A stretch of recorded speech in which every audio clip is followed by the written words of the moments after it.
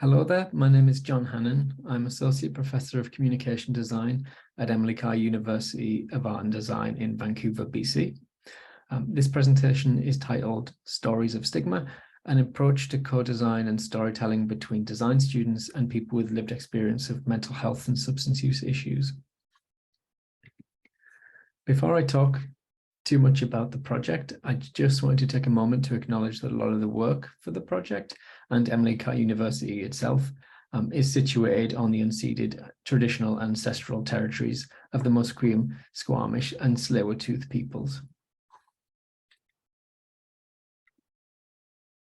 So the guiding question for this project is, how might we amplify the voices of people with lived experience of mental health, substance use, and the criminal justice system to reduce stigma? It's a collaboration between the Health Design Lab at Emily Carr University of Art and Design and BC Mental Health Substance Use Services, or BCMHSUS for short. So the Health Design Lab is a research and design centre here at Emily Carr University, and we use participatory design methods to address complex health challenges. In the Health Lab, we don't focus just on healthcare. Health to us is about community, culture, equity, agency, and much more. Who are BCMHSUS? In BC, we have a continuum of mental health and addiction care. Most people only need lower tier services, which are available through regional health authorities in BC, such as consultations with family doctors, specialists, counselling, and residential treatment. There are a small number of people who need higher tier specialised services because they suffer from more complex concerns. BC MHSUS provide highly specialised treatment for people across BC with severe mental health and substance use/addiction issues, people who are in custody, and people who have been referred by the courts for assessment and treatment. This diagram on screen now illustrates BC MHSUS's place on the care continuum.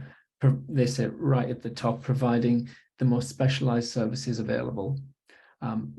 BC MHSUS approached the Health Design Lab at Emily Carr University to potentially develop a series of staff training videos that could amplify the voices of their service users to try and identify and reduce the stigma they face when accessing the services at BC MHSUS.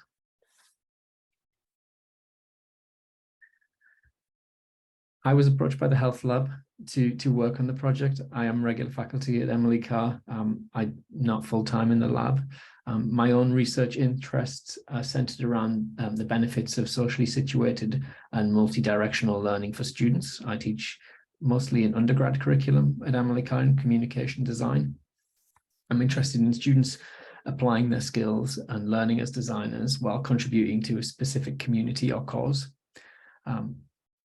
Not the first time that I've worked with the HDL on wicked problem spaces or complex challenges. Over the past 5 years, this is just one example. We've been engaging students in a storytelling project with people living in long-term care. Many of those people who have dementia, they come together with our students over the course of one semester in small groups. They build a rapport. They meet 6 or 7 times. We used to do it in person, and recently we've been doing it virtually for obvious reasons. They participate in co-design activities together, and over the course of the semester, through those activities, design a publication that's centered on the life experience of the resident. There's an address at the bottom of the page if you'd like to know more about that project. Through doing projects like Perspectives, we knew that there is often trauma associated with storytelling projects of lived experience like this. And trauma-informed design is something that within the lab we were very much aware of. There are several existing trauma-informed design frameworks, but there wasn't one particular framework we followed for this project. Much of the literature that was emerging around the time we were working on this project, 2019 and 2020, 2021, the works of people such as Kellyanne McKercher, Rachel Dykes, and Tad Hirsch were very inspirational, but we didn't follow one of those people's paths in particular. They guided our process, but we wanted our process to be reflexive and reflective and evolve more organically with our co-designers as we went through the project. The table that you can see there is a snapshot of a reflective model that we're currently working on in the lab, trying to map some of the literature, some of the things that we think are important over the timeline of a project, and some of the key themes that we discuss and reflect on constantly as a team in our weekly team meetings around any given project. For this project, the timeline looked something like this. It lasted approximately 6 months. We started broadly talking about a range of topics. Key themes were identified and focused in on. A visual direction was identified. And then there was an in-depth and iterative storyboarding, development, production, and review process that went along with this project before it was finally signed off by everybody involved. I'm going to go into those stages in a little bit more detail now. So the first topic I wanted to touch on is team formation. This is our non-HDL team in their Zoom windows. Everything for this project was conducted over Zoom in initially 2021. It was decided with BCMHSUS that we should bring in 2 strategic advisors onto the project, people with lived experience, Nicholas and Victoria, as you can see here. So they were key in the recruitment of the storytellers for the project. They helped with the development of prompts, helping the designers to craft co-design materials for storytelling questions. And they were also really key in the development of a comfort agreement between all parties, considering factors such as safety, trust, privacy, and support during the storytelling sessions. They helped to facilitate the dialogue too, with one of the things we were very aware of, the gap of lived experience between the design team and the storytellers in this project. Once the strategic advisors were appointed, BC Mental Health Substance Use Services stepped out of the process and allowed the team to lead the direction, only rejoining much later down the line towards the sign-off and approval of the videos. So the strategic advisors with BCMHSUS recruited 3 storytellers. You can see them here. We have Chris, LT, and Charles. And these are all individuals from across the province who have lived experience of substance use and mental health challenges. The pandemic presented an interesting opportunity for us to work with people from across the province outside of the Metro Vancouver area, and perhaps reach some different voices that may not have been represented in this project if it was in pre-pandemic times. So once the team had come together and we had our strategic advisors and we had our storytellers and we'd engaged in the process of developing a comfort agreement to decide how we would engage through the project, we entered into a phase of storytelling, which was 7 sessions in total, led by the strategic advisors, with the design team actively listening and taking notes. Initially, it was quite a broad discussion around the topic, but more focused themes were identified and focused in on. And stories went through a sorting process that looked a little something like this in the health design lab. So we were pulling together the different threads of stories, and emerging themes that we were seeing were shared back to the larger group for discussion, and they informed the development of future questions. Sessions always started with the whole group sharing. So although we were there primarily to focus on the experience of the 3 storytellers, wherever possible, we took the opportunity to speak as a group. So the storytellers could get to know something about the design team. And so we weren't just taking, that we were offering something back. So we shared a lot about ourselves in the project as well. There were many themes and stories to tell, but eventually 3 themes of most importance for this project were agreed on. So after the storytelling sessions, there were obviously quite intense sessions in terms of the nature of the subject that was being discussed. The design team would meet with the strategic advisors and we would really decompress after those sessions, ensure that everyone was going away in a positive frame of mind, shared resources to both the students and to the storytellers if we felt that that was necessary. We were very much aware of the importance of reciprocity in this project as well. So often, after receiving so much through the storytelling sessions, we would generate materials such as thank you cards or comfort packages along the timeline of the project to show that our appreciation for the storytellers. There was also a constant reinforcement and reminder of the contribution that they were making through this project, the positive impact that their stories could have on other people.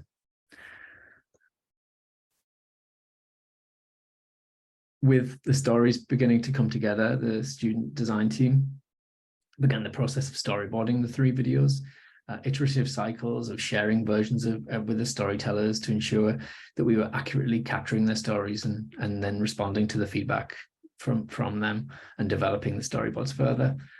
Storyboards were shared individually via email privately to give the storytellers the opportunity to reflect and give feedback in their own time. And then we also discussed everything as a larger group as well. The storyboards went through multiple rounds of revisions before they were agreed on, and everyone was quite happy with how their story was being represented visually. We wanted to represent the storytellers themselves in the video as characters. So the students engaged the storytellers in a co-design workshop that was focused around the construction of their character within the narrative, building the visual language of the videos too. They presented the storytellers with a series of prompts, and then they would draw live as the storytellers spoke. It was a really fun session. Very organic boards were then generated. You can see one here for LT. For each of the storytellers, and this included, yes, how they'd be represented as characters, but also some beginning points for visual metaphors that could be accompanying the stories as the people spoke. And we were keen to avoid cliched depictions of mental health challenges, which I'm sure we're all familiar with. People crouched, holding their head, thunderclouds over people's heads, very dark colors, people sitting in the corner of a room. They were all things that we wanted to move away from. Elements of the co-design sessions were incorporated into the design of each character too. Unique signifiers pointing to important aspects of their personality. Some of them only they would know, but it gave each individual storyteller a different visual representation within the story, which was quite important to us. Again, cycles of approval and input from our storytellers while we were developing this. Once everyone was happy with the audio and the storyboards and the visual language that had been constructed, we went into a quite intense production mode, sharing back as we went draft versions of videos for feedback. And the 3 themes that emerged through the storytelling sessions were stigma, standing in the gap, and the 3rd final video is overcoming and healing. I'm going to play a quick sample of video 3, overcoming and healing. And one thing to note on the video, there's a track at the start, a guitar track, and that was actually composed by and performed by one of the storytellers who volunteered to do that for us, which is amazing, Chris. So yeah, I hope you enjoy this short clip.